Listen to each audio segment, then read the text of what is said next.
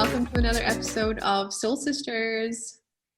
Hey, Soul Sister, what's happening? What are we talking about today? Today we are discussing police brutality, specifically in the United States, specifically Rochester police. So there were recently, Rochester police were responding to a call of a shoplifter. They approach the woman.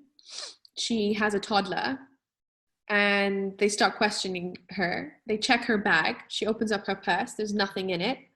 And then this woman, out of fear, with her toddler in hand, starts running, right, to a grocery store, to a nearby convenience store.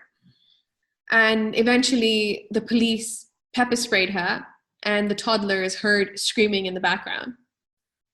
Now, a month prior, you have the same department answering a call, a distress call, and for some reason ended up being a 9-year-old girl in the midst of this all, who is then pepper sprayed and handcuffed.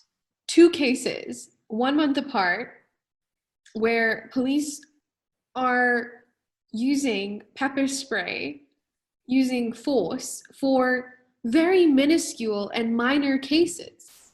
Which the American police is known to do. Yes, which the American police is known to do.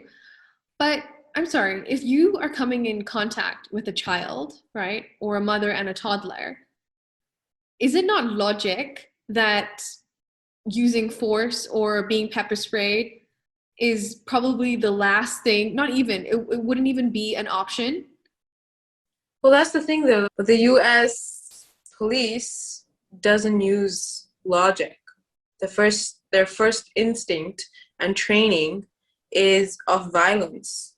And that has shown and proven itself over and over and over. And the fact that there's been so many different cases, whole uprisings, right? And entire movements created, like Black Lives Matter. Because if you notice that most of these perpetrators are people of color, especially Black people, especially Black men, right? For Black men in the United States, it is literally dangerous to even be out breathing, right? Like, I saw this man, like, literally running in a neighborhood, and he had to wear a sign on his back saying, "This is my neighborhood. I have headphones in, and I am just out for a jog. Please don't shoot me," right? And it's like, it's this whole Black Lives Matter movement, I can't breathe movement. It's, what has it done? Absolutely shit all. And it's crazy because you see the difference, like straight up, you see the difference in how protesters for movements like this are treated, or just innocent people of color are treated in comparison to white people who go into the freaking Capitol Hill and literally endanger US politicians. And they're very gently escorted out. Like, what? Like, if that was a Black man doing that or going in there, they would be shot straight out, no questions asked, you know?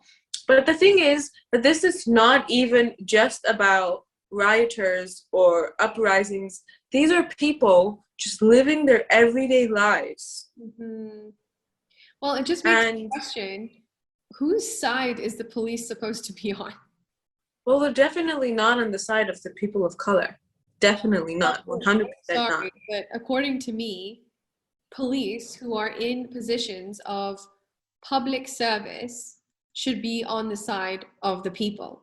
So when you are coming and having an interaction or responding to a call where a child is involved, where a mother and a toddler is involved, would you not create policies? Would you not create certain standards and expectations? Well, not just that, right? There's been police who have literally been called.